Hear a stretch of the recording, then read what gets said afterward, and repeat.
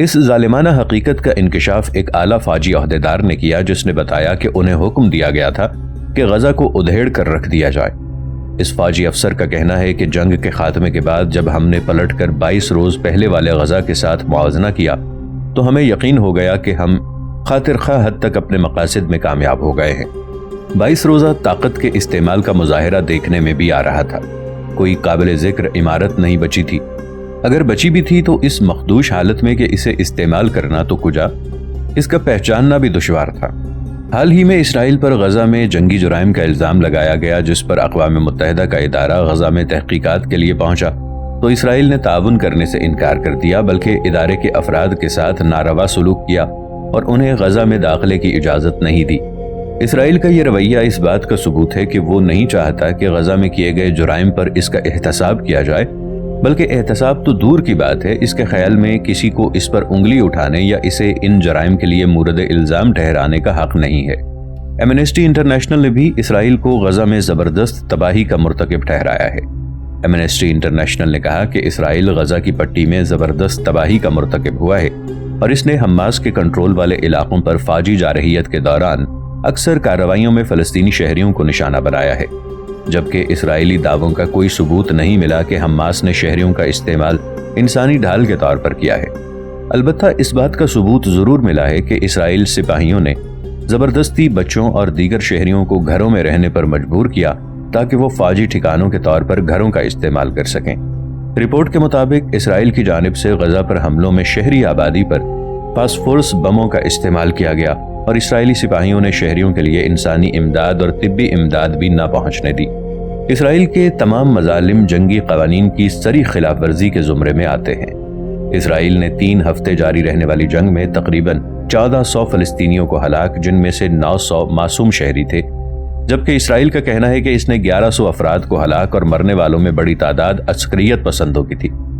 اسرائیل مرنے والوں پر عسکریت پسند ہونے کا الزام لگاتا ہے، لیکن وطن کی آزادی کی جدوجہد کرنے والوں پر قاتلانہ حملے اور ان کے ساتھ ساتھ بے گناہوں کی جانوں سے کھیلنے کے گھناؤنے اور وحشیانہ جرموں سے اسرائیل خود کو کیسے بری الذمہ قرار دے سکتا ہے؟ اسرائیل نے ہلاکتوں کی فہرست دینے سے انکار کر دیا ہے۔ ایمنسٹی انٹرنیشنل نے یہ رپورٹ تجزیاتی آراء سے نہیں بلکہ شواہد اور گواہیوں کی بنا پر تیار کی ہے۔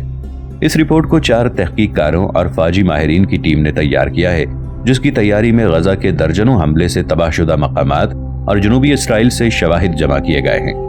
ایمنسٹی انٹرنیشنل نے واضح طور پر بتایا ہے کہ یہ تباہی دانستہ کی گئی ہے اور جس طریقے اور حالات میں یہ کارروائیاں کی گئی ہیں، ان سے حقائق کی واضح نشاندہی ہوتی ہے کہ اسے فوجی ضرورت کی بنیادوں پر مبنی بر انصاف قرار نہیں دیا جا سکتا اور نہ ہی اس بنا پر جھٹلایا جا سکتا ہے۔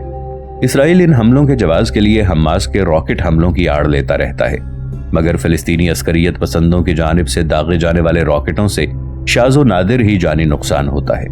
ہاں، خوف اور تشویش کی لہر پھیل جاتی ہے، البتہ راکٹ حملے بین الاقوامی قانون کے تحت غیر قانونی ہیں۔ ایمنسٹی نے یہ بھی کہا ہے کہ حماس یا دیگر مسلح گروپوں کی جانب سے شہریوں یا بچوں کو انسانی ڈھال کے طور پر استعمال کرنے کا کوئی ثبوت نہیں ملا، لیکن متعدد واقعات میں اسرائیلی سپاہیوں نے فلسطینی شہریوں اور بچوں کا انسانی ڈھال کے طور پر استعمال کیا۔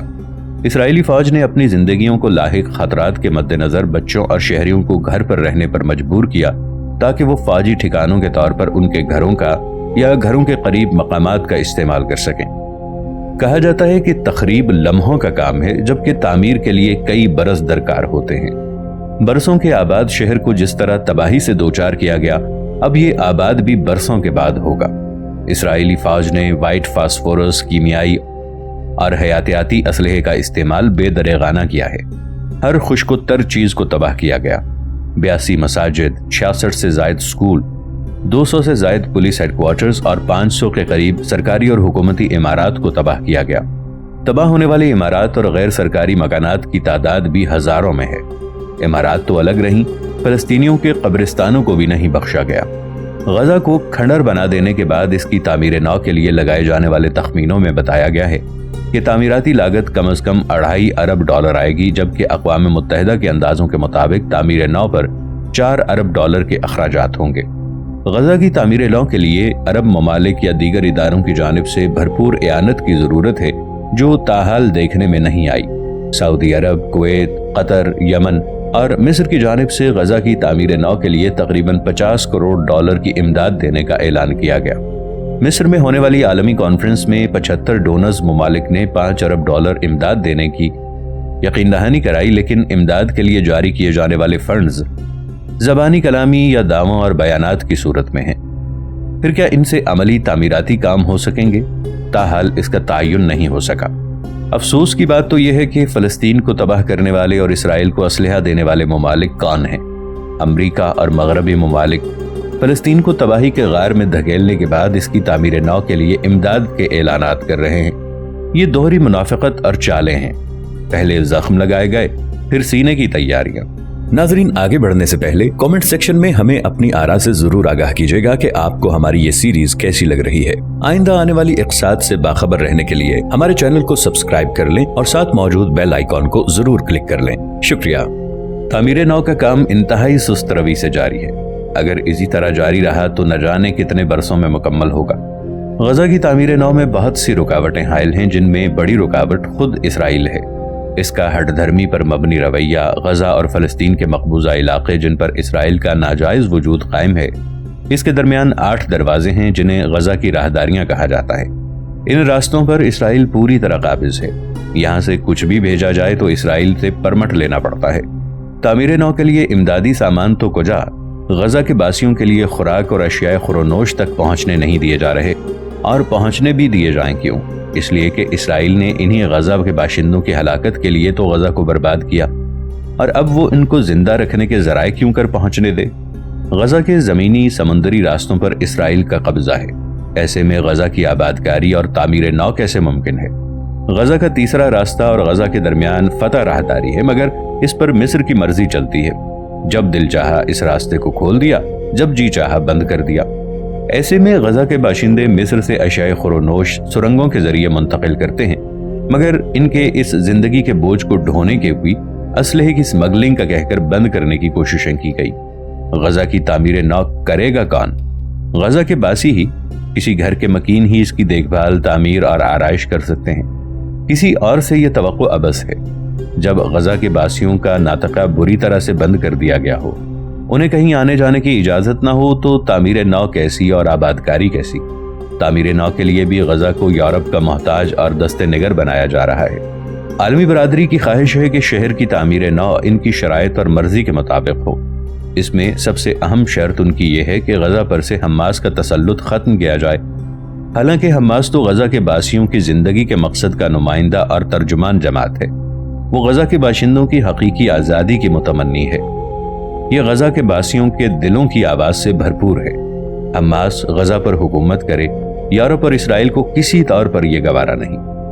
وہ حماس کی حکومت کو خطرناک اسلحے یا جدید ترین ہتھیاروں سے تو نہ مار سکے، مگر الٹی ٹیڑھی چالوں کے ذریعے ضرور نیچا دکھانے کی کوشش کر رہے ہیں۔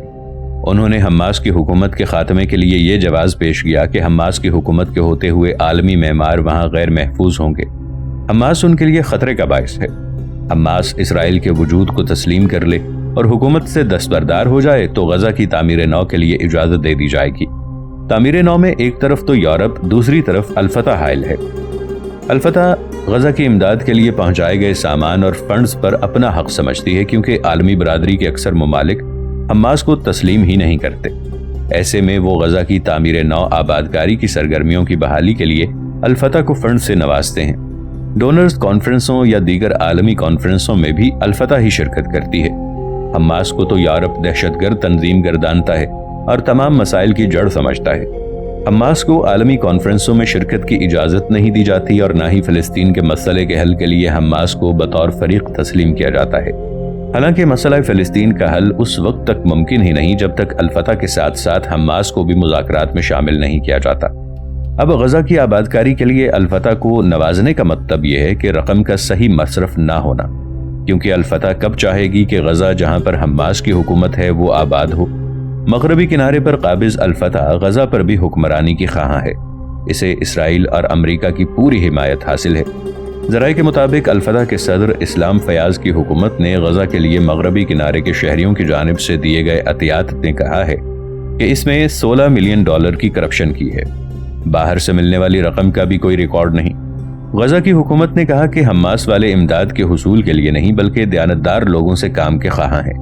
حماس کے ترجمان سابی ابو ظہری کا کہنا ہے کہ فلسطینی عوام کو یہ حق حاصل ہے کہ وہ اسرائیلی محاصرے کا مقابلہ کریں۔ غزہ کی تعمیر نو کے سلسلے میں کوئی سودے بازی نہیں ہوگی۔ حماس کے ترجمان نے اس رائے کا اظہار اقوام متحدہ کے صدر دفتر کے باہر ایک دھرنے کے دوران کیا جس میں بچوں نے شرکت کی۔ احتجاج میں راہداریاں کھولنے کا مطالبہ کیا گیا تھا۔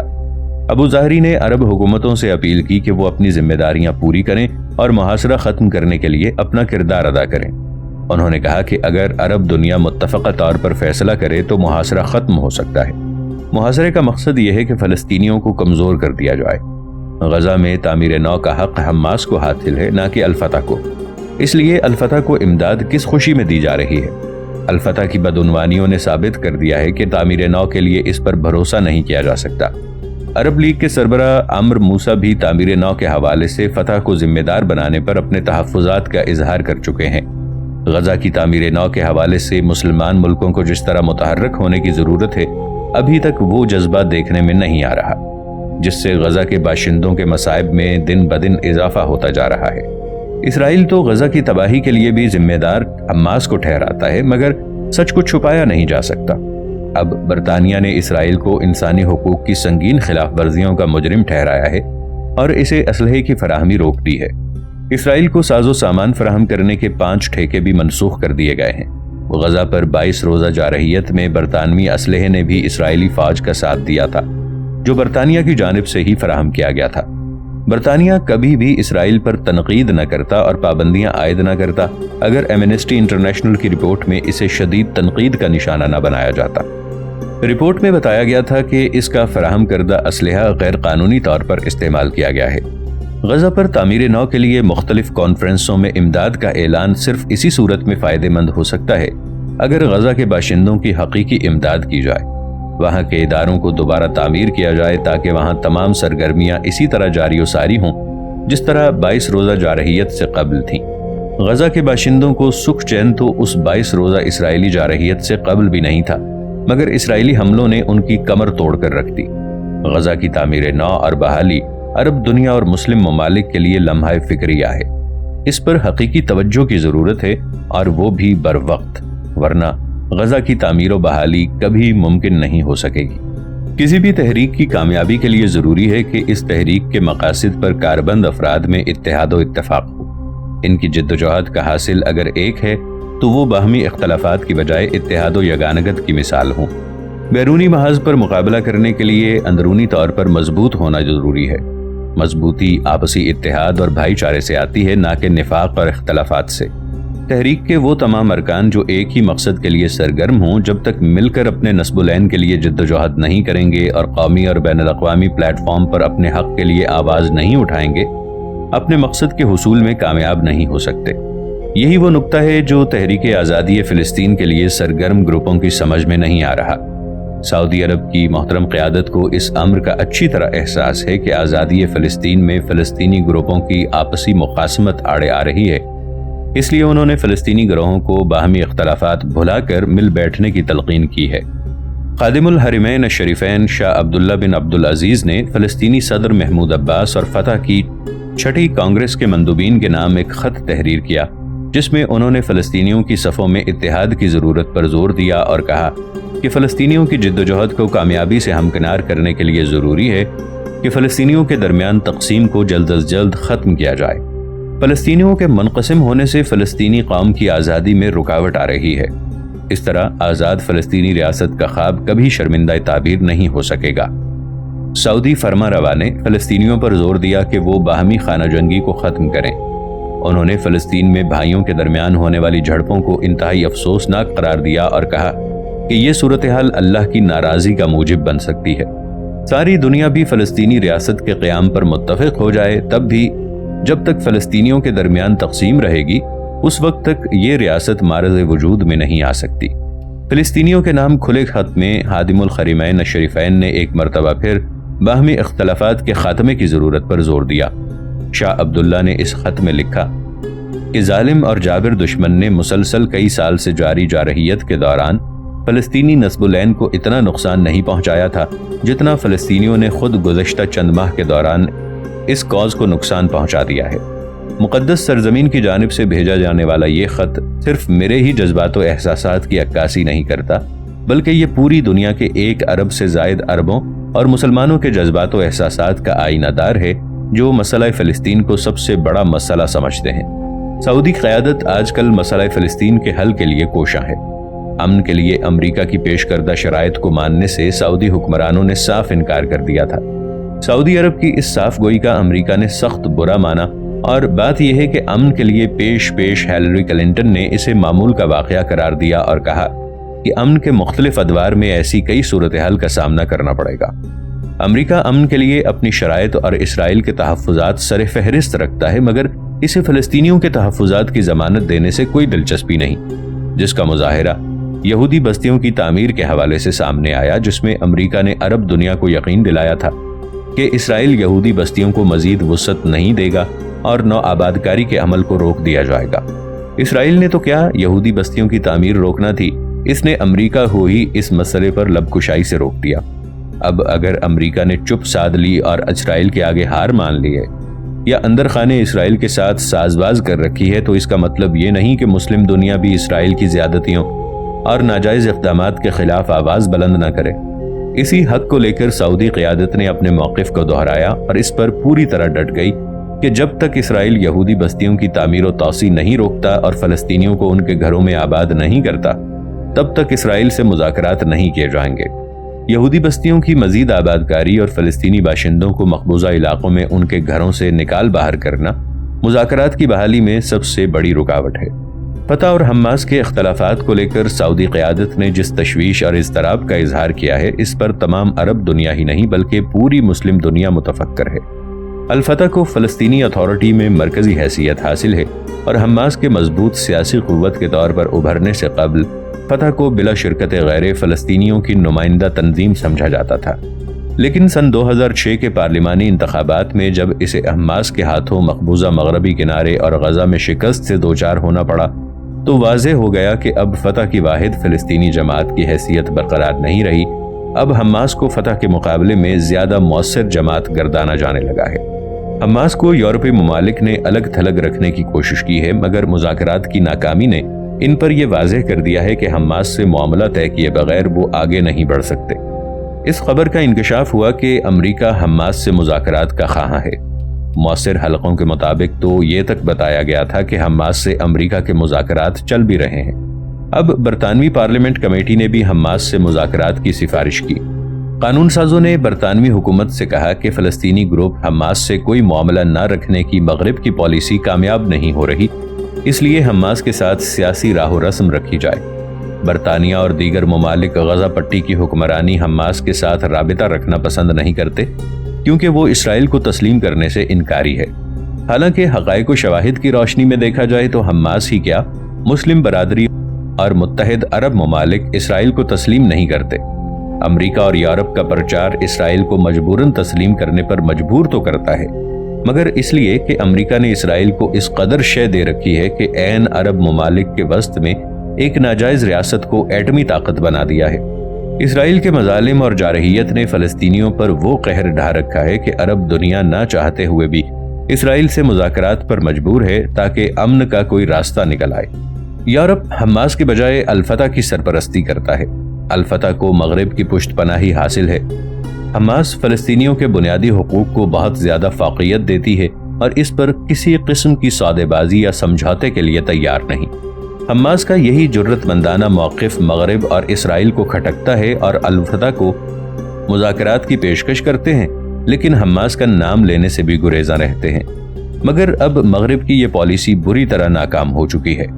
امن کی ثالثی کرنے والے 4 فریقوں روس، امریکہ، اقوام متحدہ اور یورپی یونین میں سے صرف روس ہی حماس سے بات کرتا ہے، لیکن یورپ نے یہ محسوس کر لیا ہے کہ بات نہ کرنے سے ثالثوں کا مقصد حاصل نہیں ہو پا رہا۔ حماس سے تعاون کے بغیر امن کے عمل کو آگے بڑھانا ممکن نہیں۔ برطانوی پارلیمنٹ کمیٹی نے یورپی یونین سے یہ مطالبہ بھی کیا کہ وہ اسرائیل سے اپنے تعلقات کو امن کی کوششوں سے مشروط کر دے۔ کمیٹی نے اس امر پر افسوس بھی ظاہر کیا کہ برطانیہ کا فراہم کردہ اسلحہ غزہ پر اسرائیلی حملے میں استعمال ہوا ہے۔ کمیٹی کے چیئرمین نے یہ بھی کہا کہ غزہ کو امدادی سامان کی فراہمی میں رکاوٹ ناقابل قبول ہے۔